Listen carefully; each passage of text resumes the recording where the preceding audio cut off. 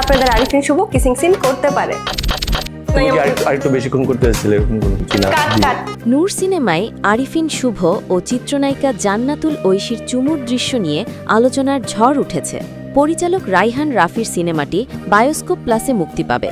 মুক্তির আগে আলোচিত চুমুর দৃশ্যটি নিয়ে ক্যামেরার সামনে কথা বলেছেন শুভ ও ঐশী। তুমি হিরোইনকে চুমু খেয়েছো এখন। গতকাল সামাজিক যোগাযোগ মাধ্যমে সত্যি সত্যি চুমু নাকি এআই শিরোনামে একটি ভিডিও প্রকাশ করেছেন তারা। এতে চুমুর দৃশ্যে শুটিংয়ের অভিজ্ঞতা জানান শুভ ও ঐশী। অনেকে বিশ্বাস করে না যে এটা সত্যি সত্যি তুমি করেছো। এআই দৃশ্যটি নিয়ে ঐশীর এক প্রশ্নের জবাবে শুভ বলেন, এটা আসলে কিস নয়, এটা আসলে একটা moment. It wasn't a kiss actually. It was a, I would say it's a moment.